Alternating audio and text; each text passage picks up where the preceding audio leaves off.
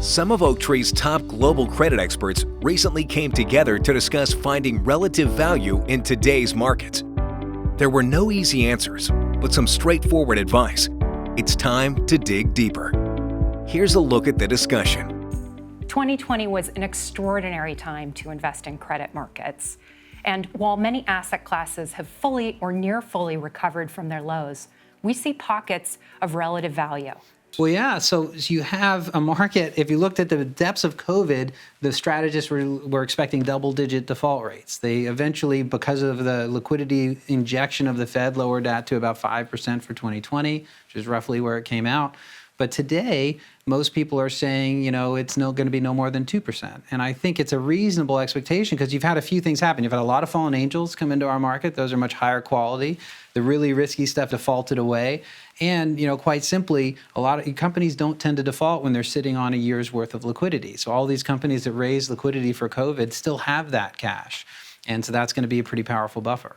So with interest rates lower than pre-COVID levels, spreads a little bit higher when you strip away the poor quality in the high yield market pre-COVID. With those two things and a default rate that's likely to remain quite muted over the next year or so because of the strength of the economy, high yield is reasonably decent attractive. value. I think there's very good value in senior loans and in CLOs. I think if you look at the best 90% of senior loans in the market, they're trading near par, and the fundamentals for the borrowers are actually quite good. Whether you look at it on a sequential basis, quarter over quarter, or on a year over year basis, I think a lot of these companies have really recovered quite nicely.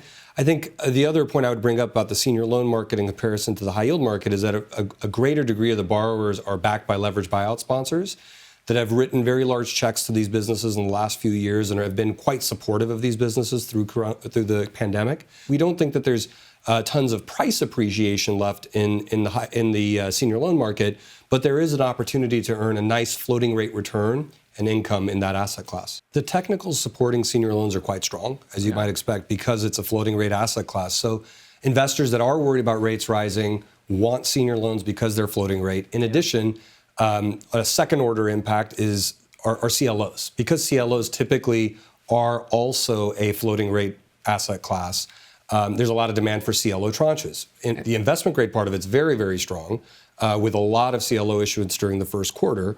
Tell us about CMBS, Justin. You're experts in that. You've got a team of analysts focused on looking at opportunities there. Where do you see the best opportunities in CMBS? How do you view CMBS on the attractiveness scale, in particular versus, say, CLO tranches or high yield? CMBS today, I think, continues to look attractive for a multitude of reasons. When we talk about inflation and rates, for example, Howard Marks recently spoke about inflation and mentioned that it's widely discussed but poorly understood, that since 1981 we've had lower rates and yet no inflation. And so real estate we view as a effective inflation hedge and also a asset class that will be highly sought after in a low rate environment. Obviously, the whole market's no longer on sale. Real estate still offers, in commercial mortgage-backed securities, for example, attractive absolute and relative yields, we think, relative particularly to some of the corporate credits that have appreciated more considerably. Let's talk about emerging market. Sure. I'd say, the majority of our investments today are in Brazil and in Argentina, areas that continue to undergo stress. But we are focused on high-quality issuers, and importantly, those that have inelastic demand profiles. We really look for these very strong businesses that are able to cash flow through their debt situations rather than needing a market to be stable enough to refinance their maturity profile.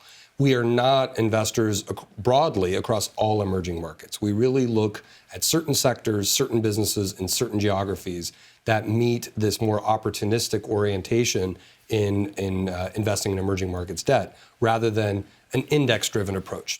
Let's talk about the last alpha strategy, which is global convertibles. Wayne? Everyone that invests in fixed income knows that your upside is limited to strictly your coupon and your downside is your principal loss. Whereas a convertible doesn't have that same limitation. It actually has the ability to continue to trade higher and higher and higher with supportive equity markets. So we like that asymmetry or convexity to the upside, as we say. A couple of things that people that know the convertible market are aware that it's primarily made up of technology and healthcare are the biggest issuers.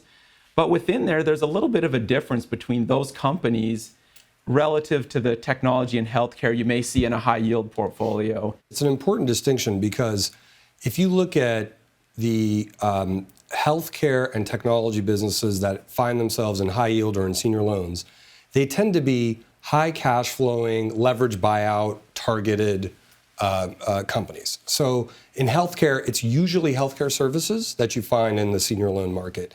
In technology, it's usually a leveraged buyout technology software business that's stable in terms of its cash flow, not necessarily growing, but very stable.